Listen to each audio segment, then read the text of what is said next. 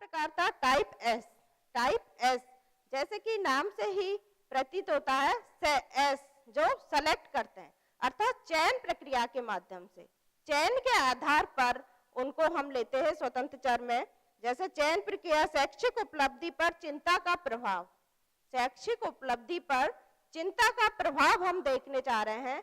तो इसमें हम देखते हैं कि सेलेक्ट करते हैं कि चिंता, टेस्ट डालने के बाद निकल के आते हैं कि कौन कौन से इसके चर हो सकते हैं। अर्थात हम कह सकते हैं कि सक्रिय चर अर्थात टाइप ई, टाइप ई में व्यक्ति खुद ही घटा बढ़ा सकता है, खुद ही उसका प्रस्थान कर सकता है, लेकिन टाइप एस में चयन प्रक्रिया द्वारा उसका चयन प्रक्रिया द्वारा वो चीजें वेरिएबल्स निकल के आते हैं। जैसे यौन का प्रभाव बुद्धि पर क्या प्रभाव पड़ता है, तो ये हम देखते हैं कि कौन कौन से चर इसमें आ रहे हैं। अगला है डिपेंडेंट। डिपेंडेंट इसको रेस्पॉन्स भी बोलते हैं और बिहेवियर भी बोलते हैं। आश्रित चर, जैसे हम देखते हैं कि आश्रित चर में आश्रित चर पर प्रभाव देखते हैं। आश्रित चर पर जैसे सीखने पर पुरस्कार का क्या प्रभाव पड़ता है, तो सीखना क्या है, यहाँ पर आश्रित चर है, क्योंकि जिस पर हम प्रभाव देख रहे हैं वो आश्रित चर है और जिसका हम देख रहे हैं वो स्वतंत्र चर माना जाता है। तीसरा है रिलीवेंट अर्थात सब्जेक्ट रिलीवेंट टेस्ट। इसमें हम देखते हैं कि सब्जेक्ट रिलीवेंट टेस्ट को हम देखते हैं, इसमें 3 प्रकार के हैं, सब्जेक्ट रिलीवेंट, सिचुएशन रिलीवेंट और सीक्वेंस। सब्जेक्ट रिलीवेंस की जब बात आती है तो इसके अंतर्गत व्यक्तित्व के गुणों से संबंधित चीज आती है, व्यक्तित्व के गुणों से संबंधित, जैसे आयु है, यौन है, बुद्धि है, प्रेरणा है, अभिक्षमता है, अभिवृद्धि है।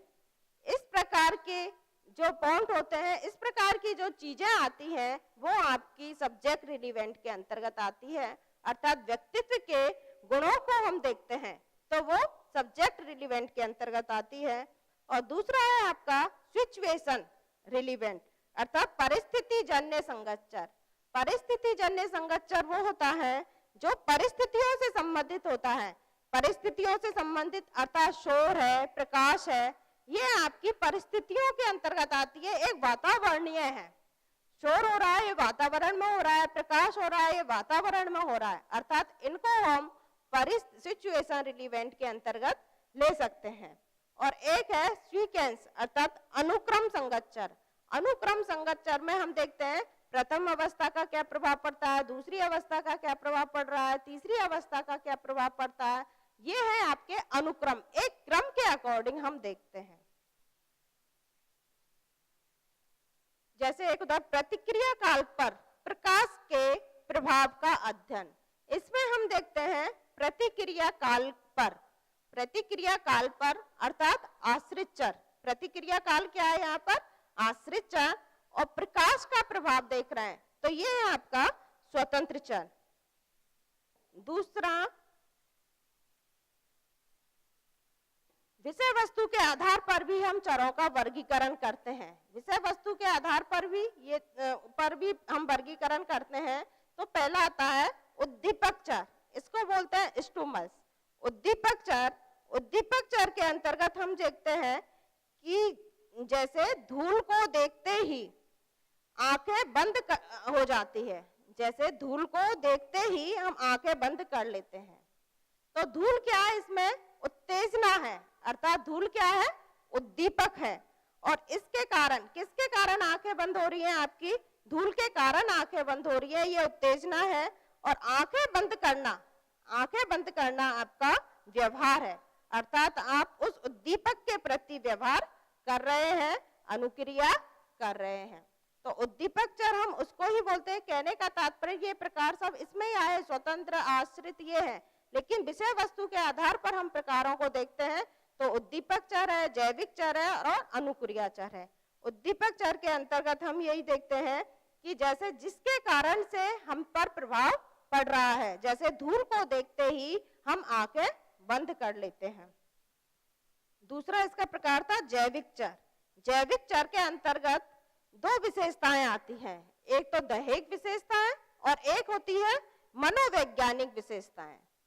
दैहिक विशेषताएं जिसमें लिंग है, ऊंचाई है, वजन है, शारीरिक गठन है, इन चीजों को अपन देखते हैं तो वो दैहिक विशेषताओं के अंतर्गत आती है। और मनोवैज्ञानिक विशेषताएं, मनोवैज्ञानिक जैसे बुद्धि से संबंधित है, शैक्षिक स्तर से संबंधित है, चिंता से संबंधित है, इस प्रकार की जो समस्याएं आती है वो होती है। आप इस प्रकार के जो चर होते हैं वो आपके होते हैं मनोवैज्ञानिक विशेषताओं के अंतर्गत। और अनुक्रिया चर वही होते हैं, उद्दीपक के प्रति जब हम अनुक्रिया करते हैं तो उसे हम अनुक्रिया चर बोलते हैं। अब निरीक्षित तत्वों की प्रकृति के आधार पर भी हम चरों का वर्गीकरण करते हैं, जैसे मात्रात्मक चर और गुणात्मक चर। मात्रात्मक चर वो होते हैं जिनको हम गणना के आधार पर देखते हैं, जिनके हम मात्रा के आधार पर देखते हैं, जैसे बुद्धि है, आयु है, ये आपके मात्रात्मक चर होते हैं, क्योंकि इनसे आपके जो निष्कर्ष निकल के आते हैं इन चरों के माध्यम से, वो एक मात्रा के रूप में होते हैं, एक गणना के रूप में होते हैं।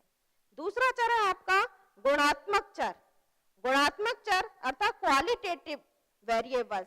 गुणात्मक चर में आपके जैसे किसी की प्रजाति है, यौन है, धर्म है, भाषा से संबंधित है, इस प्रकार के जो चर होते हैं आपके गुणात्मक चर होते हैं।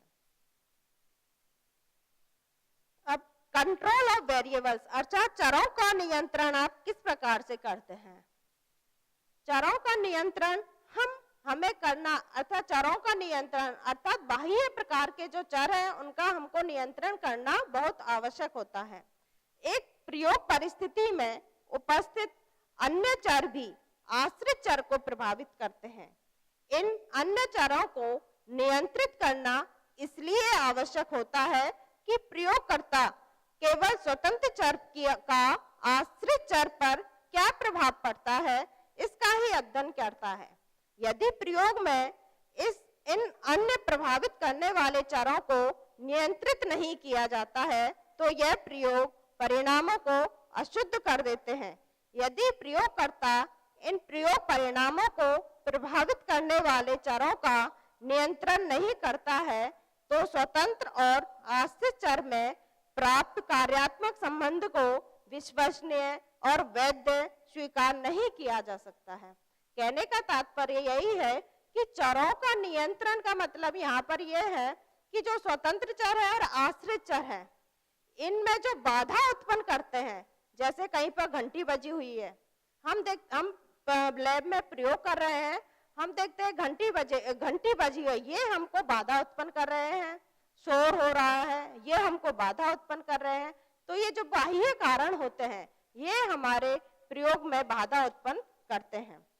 नियंत्रण की आवश्यकता के कारण निम्न है, जैसे नियंत्रण के लिए स्वतंत्र और आश्रित चर के कार्यात्मक संबंधों का शुद्ध अध्ययन किया जा सकता है।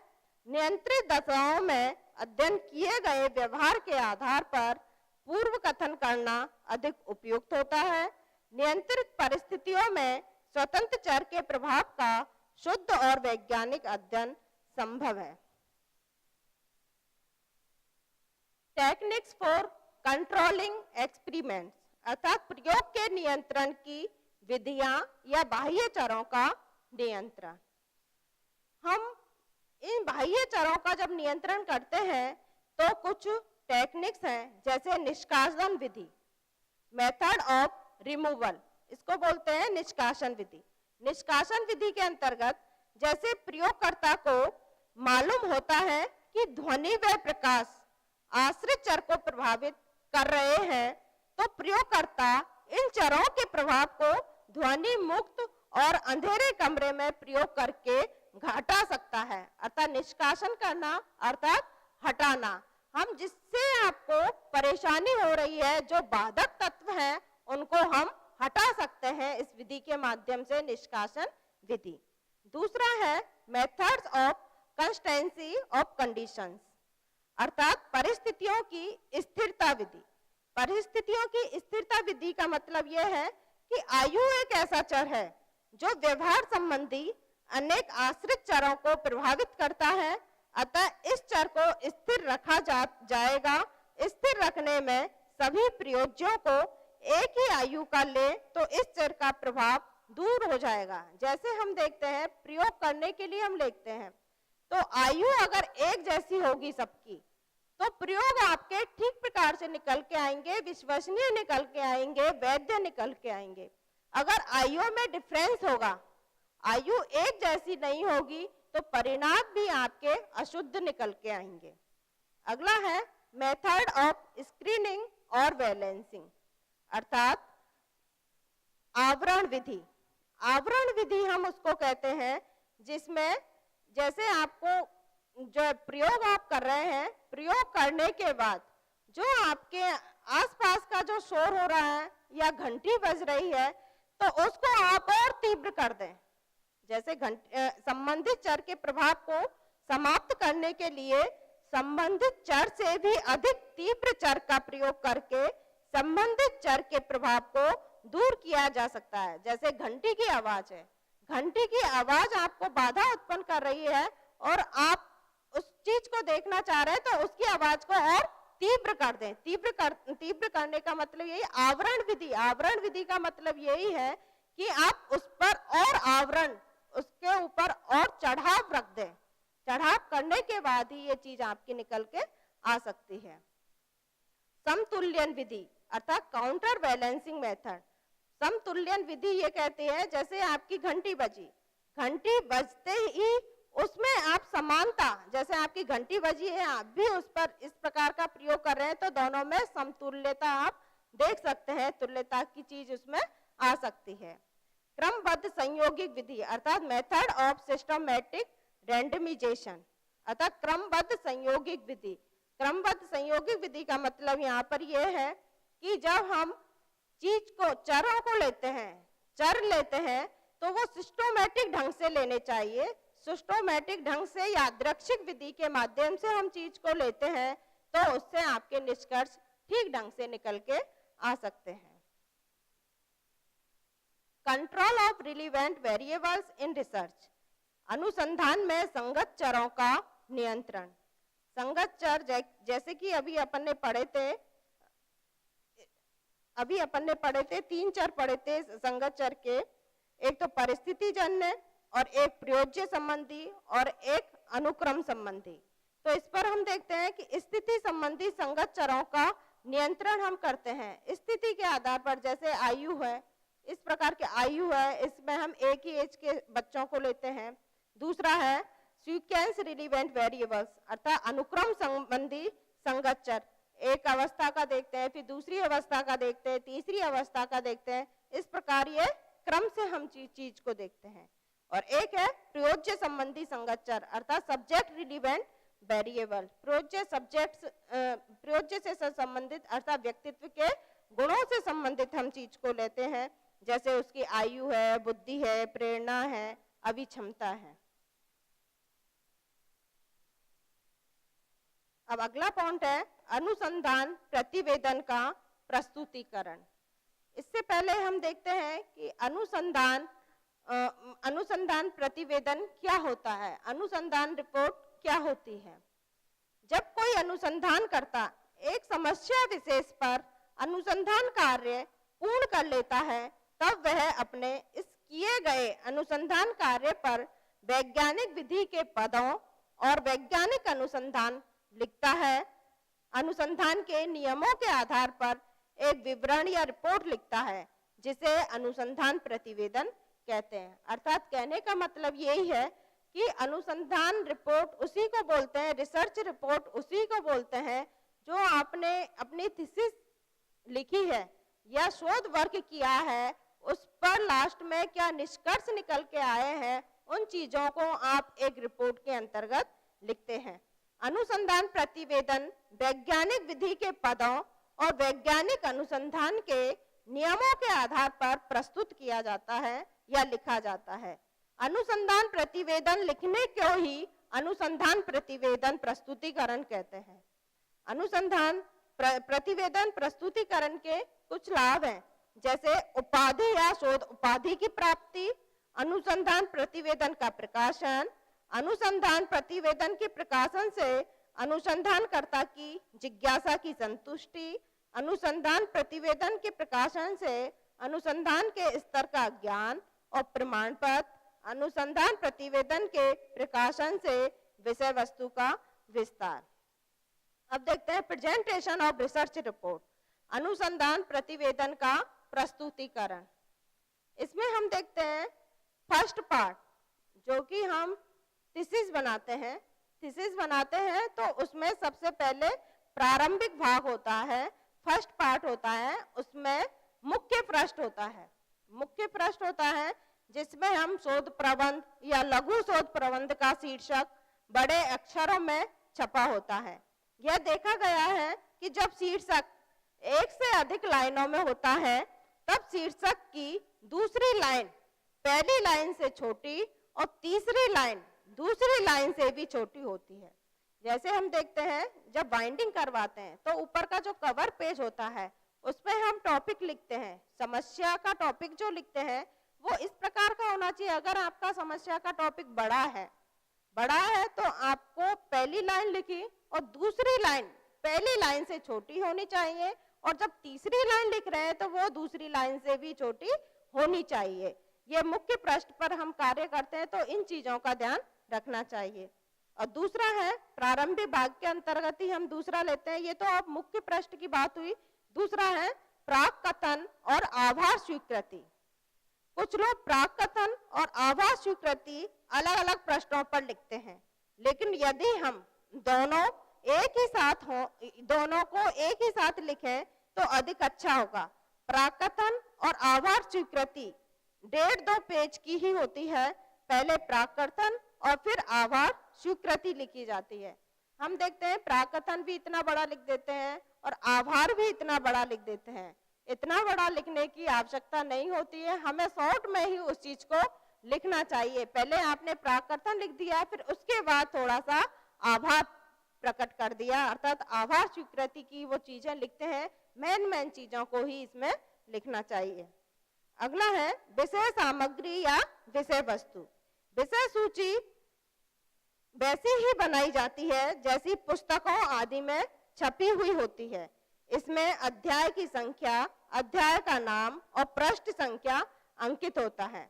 जब हम विषय सूची या कंटेंट या वो बनाते हैं जिसको हम बोलते हैं इंडेक्स जो बनाते हैं वो वैसी होनी चाहिए जिसमें जैसी पुस्तकों आदि में छपी हुई होती है।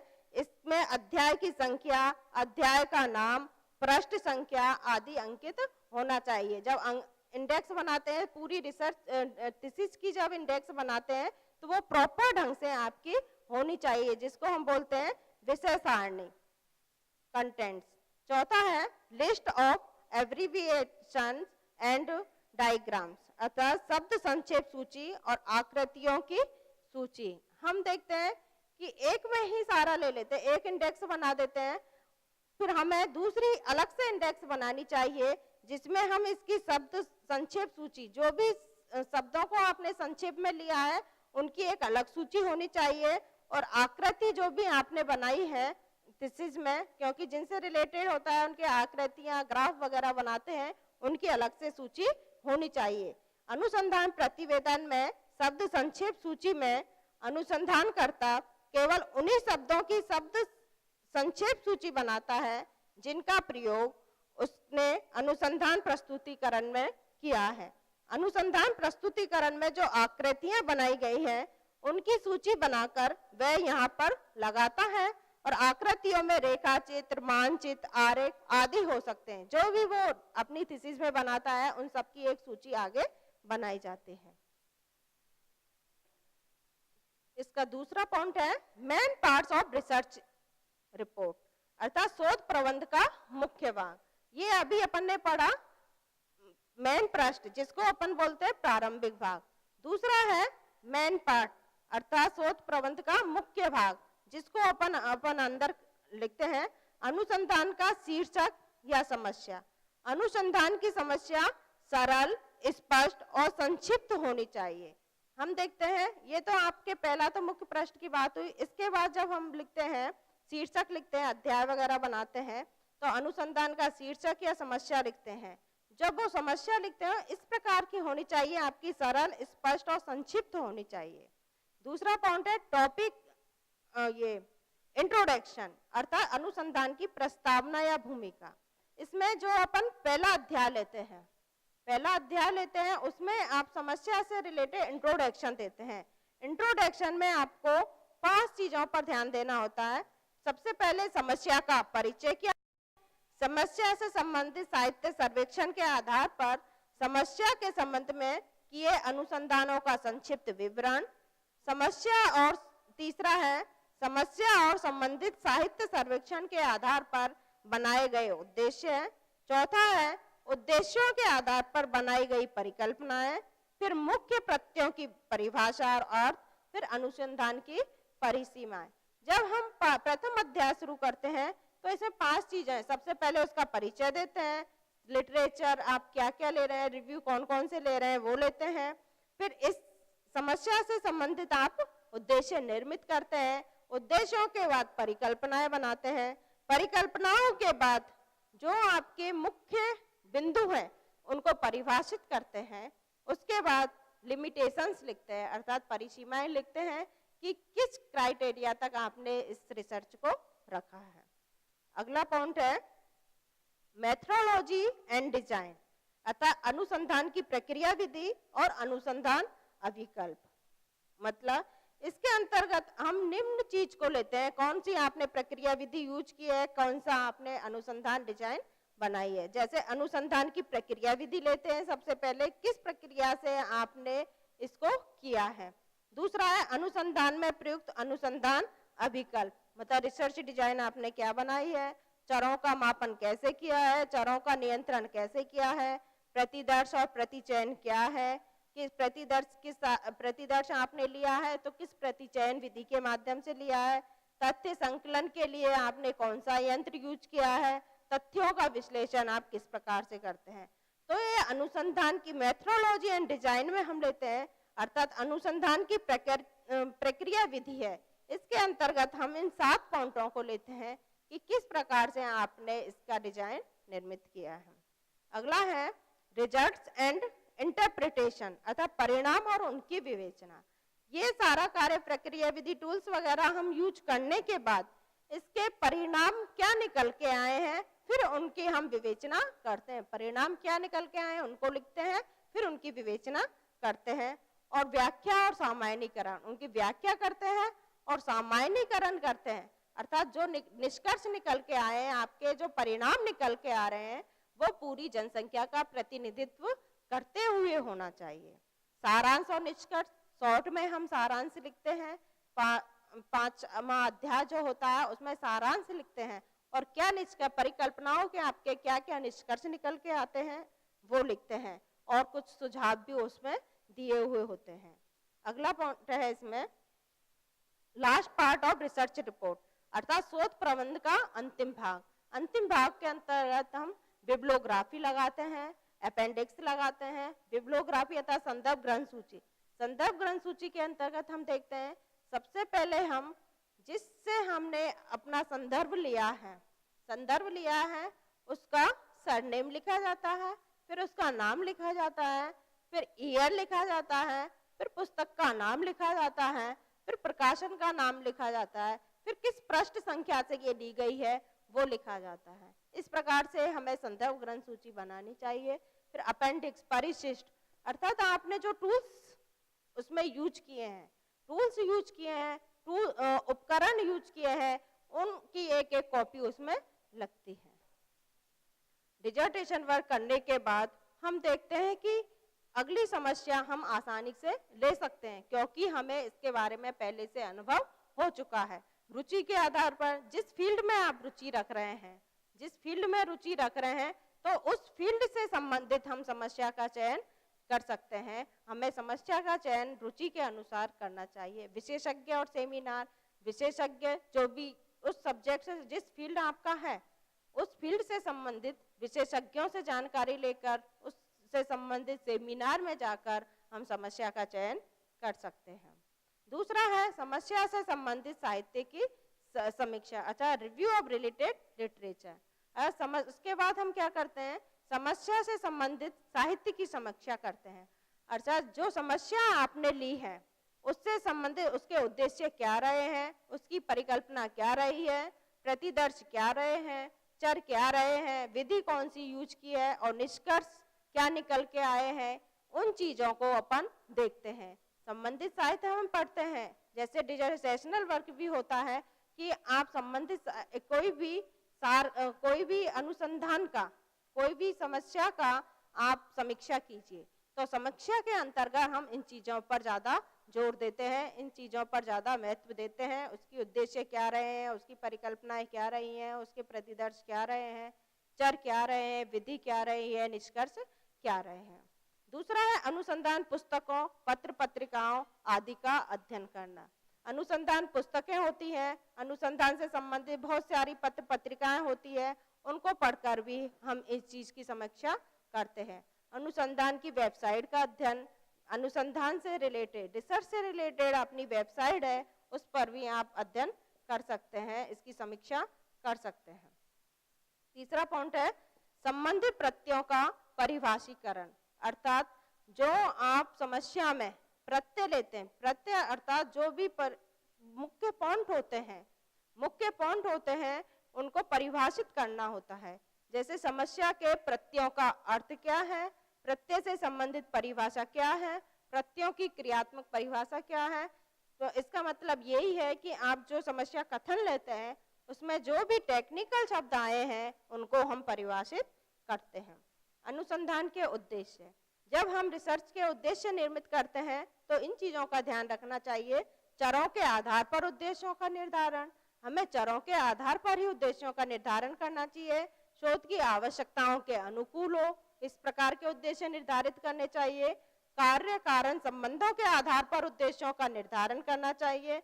जैसे हम उद्देश्य बना रहे हैं तो कार्य और कारण क्या है, उनमें आपस में संबंध है क्या नहीं है, इन चीजों का ध्यान रखते हुए हमें उद्देश्य निर्धारित करने चाहिए परिकल्पनाओं के आधार पर। अगला है उपकल्पनाओं का निर्माण।